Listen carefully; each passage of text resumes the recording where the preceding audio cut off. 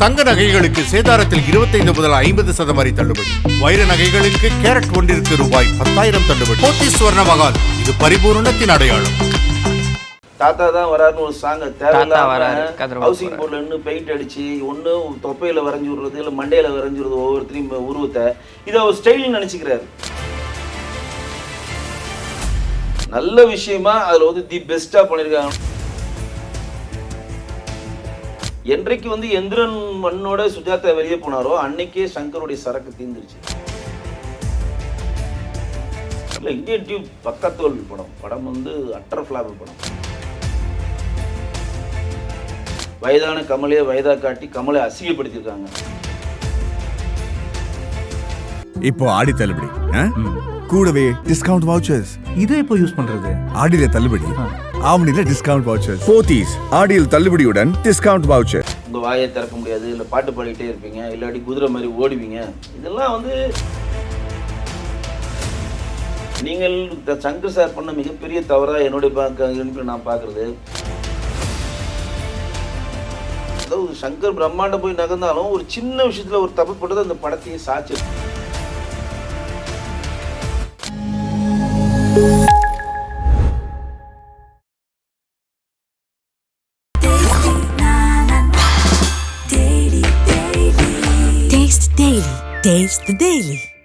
சரி, இப்போது Indian 2 release ஆயிருந்துச்சு. அது பெருசாக ஒரு விமர்சன ரீதியான ஒரு பல இடங்களில் சறுக்களை தான் பார்த்துருந்துச்சு. இந்த இந்தியன் 2 தோல்வி அப்படின்ற மாதிரி எடுத்துக்கலாமா, இல்லை இன்னும் டைம் இருக்குது நம்ம அதை ஜட்ஜ் பண்ணுறதுக்குன்னு எடுத்துக்கலாம்? இல்லை, இந்தியன் 2 பக்க தோல்வி படம் வந்து அட்டர் ஃபிளாப் படம் வந்து கமல் ரசிகர் இல்லாமல் இப்போ சங்கர் மேலே வந்து எல்லாம் கடும் கோபத்தில் இருக்கிறாங்க.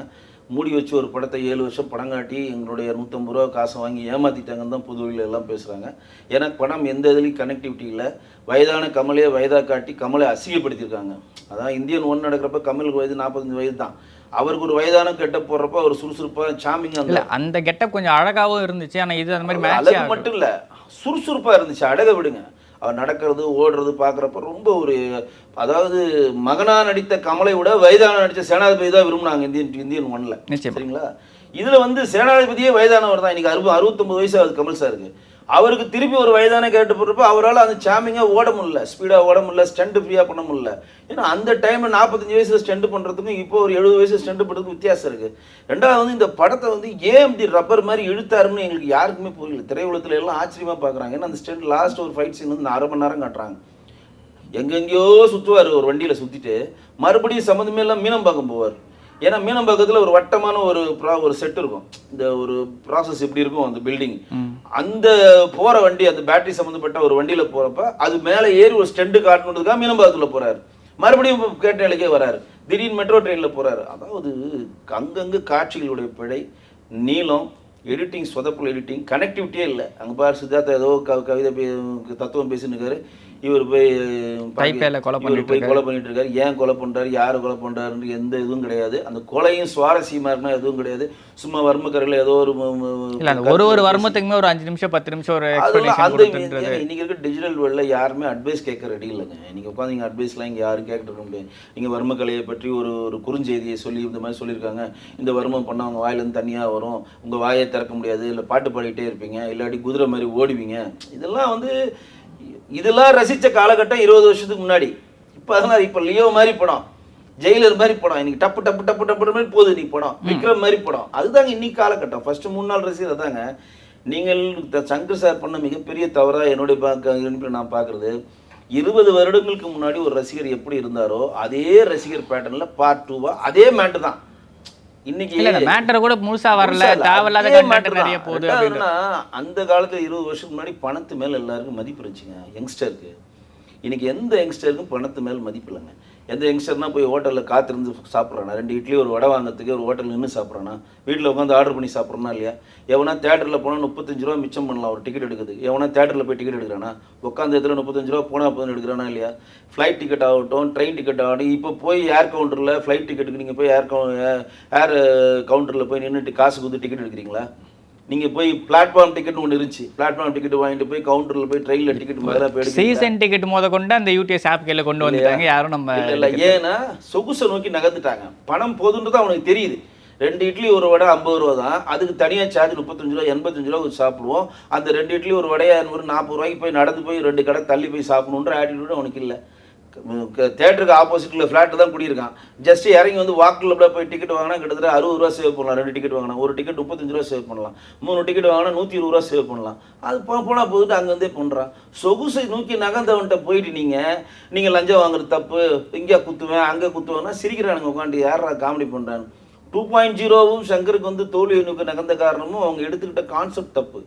செல்போன் டவர்னால வந்து கதிர்வீச்சால பாதிக்கப்படுதுன்றது நம்ம சொல்லப்படுதான், விஞ்ஞானபூர்வமாக எங்க நிரூபிக்கப்படல.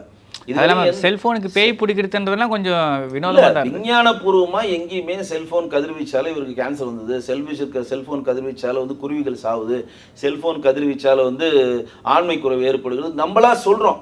எல்லாமே நம்ம சொல்றோம், நம்மளா வந்து சொல்றோம். ஆனா வந்து கோர்ட்ல போய் கேஸ் ஆகி விஞ்ஞானபூர்வமா ப்ரூவ் ஆகல. எவ்வளோ பேர் டவர்களுக்கு எவ்வளோ கேஸ் போட்டாமல் எல்லாமே ரிஜெக்ட் ஆகி வெளியே வந்துருச்சு, எல்லாமே டிஸ்மிஸ் ஆகுது. ஏன்னா விஞ்ஞானபூர்வமாக கோர்ட்டுக்கு ஆதாரம் வேணும், ப்ரூவ் பண்ண முடியல. அப்போ இன்னைக்கு தமிழ்நாட்டில் இந்தியாவிலேயே உலகத்தில் செல்ஃபோன் இல்லாமல் எவனா இருக்க முடியுமா? அப்போ நீங்கள் 2.0 என்ன வைக்கிறீங்க, செல்ஃபோன் வச்சுக்கூடாதுன்னு ஒரு ஹீரோ வச்சு பண்ணால் எப்படி அது மக்கள் ஏற்றுப்பான்? அதுவும் கரெக்டான 4G வர டைம் அவனுக்கு அப்பயே அதுவே நம்ம ஃபோனை வச்சிருக்கோம், ஃபோனை வச்சுக்கூடாது அதுவே ஒரு இரிட்டேட்டிங் தான். சங்கர் பண்ற ஒரு சில்லி மிஸ்டேக் அவர் வந்து பெரிய லெவலில் பிரம்மாண்டமா பண்றதா நினைக்கிறீங்க. பிரம்மாண்டமான ஆட்களை உள்ள வந்து பிரம்மாண்டம் காட்டுறாரு. ரஜினியை உள்ள கொண்டு வர்றாரு, ரவி மர்மன் உள்ள கொண்டு வர்றாரு, ஏஆர் ரஹ்மான் உள்ள கொண்டு வர்றாரு, அனிருத் உள்ள கொண்டு வர்றாரு. பிரம்மாண்டமான ஆட்கள் தன் கூட வச்சிருக்காங்க. பாகராஜா பாருங்க சாதாரண ஆள் வச்சிருப்பாரு. பாலச்சந்தர் பாருங்க, ஜி குமார் தான் அவர் படத்துக்கு இசையமைப்பாரு. யாரையும் வச்சுக்க மாட்டார், சாதாரண ஆள். 2 அனந்த் அவர் அசிஸ்டன்ட் இருப்பார். அவரோட அசிஸ்டன்ஸ் கணேஷ்குமார், அமீர்ஜானு, நம்ம சுரேஷ் கிருஷ்ணா போன 4-5 அசிஸ்டண்ட்டை வச்சுப்பார். அவர் மனதில் என்ன தோணுதோ அது பண்ணுவார். அவர் வந்து கதையை எடுத்துட்டு கதைக்கு இந்த ஒரு கதை பொருத்தமாக இருப்பார், நாகேஷ் போடு, ஜெய்சங்கர் பொருத்தமாக இருக்குன்னா போடு, சிவகுமார் பொருத்தம், இப்படி தான் எடுப்பாங்க.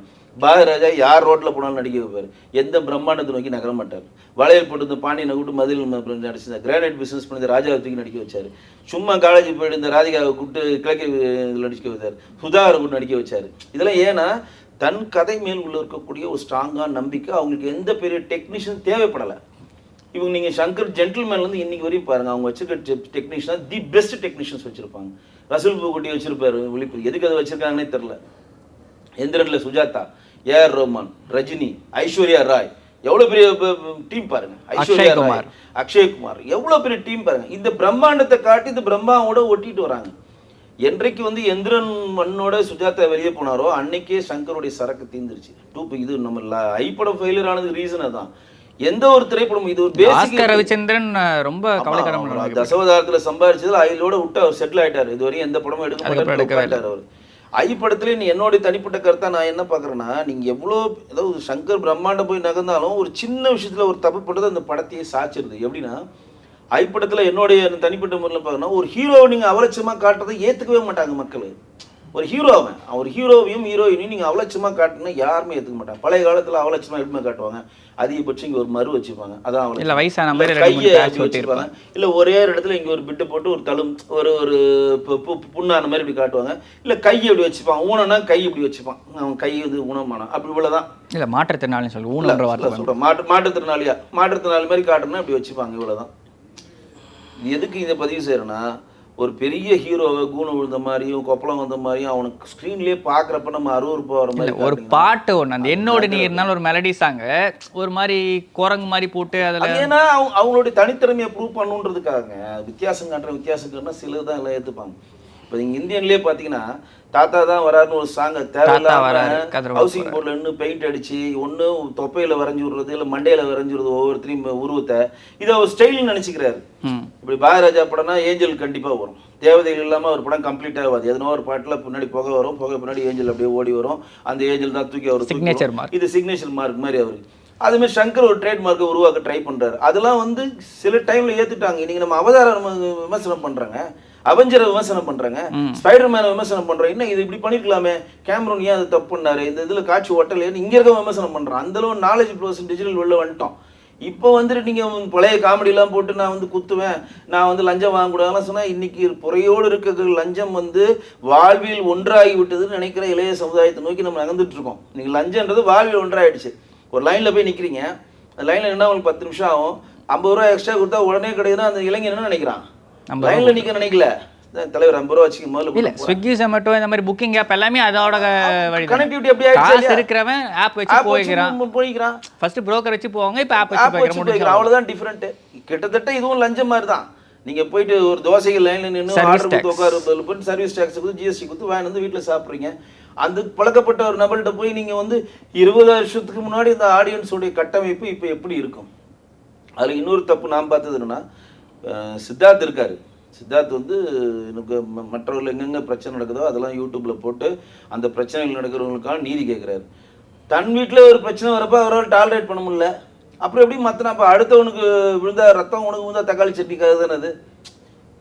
உங்கள் வீட்டில் சித்தார்த்தோட அந்த கேரக்டருமே ஆல்ரெடி அவர் அந்த அருவம்னு ஒரு படம் வந்துருந்துச்சு. அது அப்படியே டிட்டோ அப்படியே தான் ஃபாலோ பண்ணுறாங்க. அது விட அருவம் கூட விடுங்க, அது வந்து உணவு சம்மந்தப்பட்ட அது ஒரு சம்மந்தப்பட்ட. நான் கேட்குறது, சித்தார்த் வந்து ஒரு பொது வழியில் ஒருத்தர் குற்றம் பண்ணுறான், அதை எடுக்கிறான், யூடியூப்பில் போடுறான், அவங்களுக்காக நீதி வேணும்னு சொல்லி போராடுறப்ப அடுத்தவன் வந்து குடும்பம் பாதிக்கப்படுறப்ப அதை நீ ரசிக்கிற. அவன் நீதி வேணும்னா இப்போ ஒரு குடும்பத்தில் இருந்தானா 10 பேர் இருந்தாலும் 2 பேர் தான் குற்றம் செஞ்சிருப்பாங்க, 8 பேர் குடும்பத்தை கவனிச்சுட்டு இருப்பான், அவனுக்கு அது குற்றம் சம்மந்தம் இல்லாமல் இருக்காது. ஆனால் பாதிக்கப்படுறது அந்த 8 பேர் அந்த 2 பேரால் பாதிக்கப்படுவான். ஏன்னா அந்த குடும்பத்துக்கான ஏர்னிங் பர்சன் இந்த லஞ்சம் 2 பேர் தான் இருப்பாங்க. ஸோ 8 பேரும் வந்து கல்வி போயிடும், அவனுடைய சாப்பாடு சம்மந்தப்பட்ட போடும், உடல் உபதைக்கான மாத்திரைகள் வாங்க முடியாதுன்னு கஷ்டப்படுற சூழ்நிலை இருக்குப்ப அதை பற்றி சிந்திக்காத சித்தார்த் அவர்கள் இவர் வீட்டில் இவங்க அப்பா பண்ணா மட்டும் எங்கள் அம்மா தூக்கி போட்டாங்கன்னு எப்படி சிந்திக்கிறான்? அப்போ அதையும் சிந்திக்கணும்ல. இதுவே பேஸே அடிபட்டு போகுது. அதெல்லாம் போயிட்டு இந்தியன் தாத்தா கிட்ட சொல்லி கோ பேக் இந்தியன் அவர் ஆல்ரெடி ஒரு பையனை கொண்டு தான் வந்திருக்காரு. இந்த வழியெல்லாம் பார்த்துட்டு தான் வந்திருக்காரு. ஒரு முடியறதே ஒரு லாஜிக் இல்லாம எங்கேயுமே உட்காரல. நீங்க அந்த இமான் அண்ணாச்சி மாட்டி விடுறாங்கல்ல, அதெல்லாம் உட்காரவே இல்லை பாருங்க.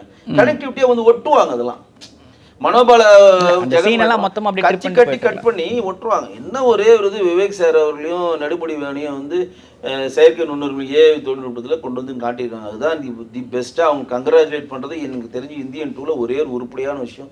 மியூசிக்கோ ஒளிப்பதிவோ எதுவுமே நமக்கு இல்ல. மியூசிக்குமே எங்கேயுமே மேட்ச் ஆகும். படம் ஃபுல்லா ஒரே ஒரு இடத்துல ஏஆர் ரகுமானோட அந்த பழைய மியூசிக் ரகுமான் தான் நிற்கிறாரு. பச்சை கிளிகள் தோளோட பாட்டும் இந்தியனோட நம்ம சுதந்திர அந்த பிஜிஎம் தான் நிற்குதுங்க. நல்ல விஷயமா அதில் வந்து தி பெஸ்ட்டாக பண்ணியிருக்காங்கன்னா விவேக் சார் அவர்களையும் நெடுமுடியோனையும் ஸ்க்ரீனில் கொண்டு வந்து தெரியாத அளவு கொண்டு வந்து பண்ணாங்க. இதுதான் அதில் அவன் பண்ண உருப்படியான ஒரு விஷயம். தவிர மற்றபடி இரிட்டேட்டிங் ஃபிலிம். அது ரொம்ப கஷ்டப்பட்டுருக்காங்க 7 வருஷம்.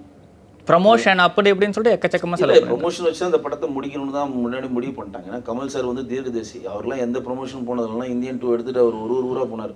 மும்பை போனார், கேரளா போனார், கர்நாடகாலாம் போய் எல்லாம் ப்ரமோஷன் போனார். ஏன்னா எப்படியா தள்ளி விட்டுறணும்னு. ஆனால் மக்கள் வந்து கரெக்டாக 9 மணிக்கு பார்த்து 11 மணிக்கே பல்ல அழிச்சிச்சு அந்த பிரச்சனை. நான் 9 மணிக்கே பார்த்துட்டு வெளில வரப்போ வெளில வந்து திருட்டிட்டு போகிறேன் எல்லாம். ஏன்னா இவங்க நினைக்கிற ஆடியன்ஸில் இன்னொன்று சொல்கிறேன், சங்கர் அப்டேஷன்லேருந்து வெளியே போயிட்டார். அவ்வளோதான். சங்கர் வந்து இனிமேல் வந்து அப்டேஷனுக்குள்ளே வர முடியாது. இனிமேல் வந்து இளையத்தரம் யூத்துக்கிட்ட வந்துருச்சு சினிமா. பிரம்மாண்டத்தை ஜனங்க எல்லாரும் பார்க்க ஆரம்பிச்சாங்க. இப்போ நம்ம ஹாலிவுட் படத்தில் பார்த்துட்டாங்க செம்மையா. அப்போ பண்ணிட்டாங்க. இப்போ பார்த்தா சிரிப்பு வருது அந்த பாட்டு நமக்கு. அப்போ நம்ம 20 வருஷத்துக்கு முன்னாடி பார்க்குறப்போ ஏஆர் ரஹ்மானுடைய ஆல்பத்துக்காகவே இந்தியன் 1 வந்து அப்படி ஓடிச்சு. ஏன்னா எல்லாமே சூப்பர் ஆல்பம். அதில் போட்ட எல்லா பாட்டுமே அப்படியே. இப்போ வாங்க எதனா ஒரு பாட்டு உட்காருதா அவங்களுக்கு? எந்த பாட்டுமே உட்காரல.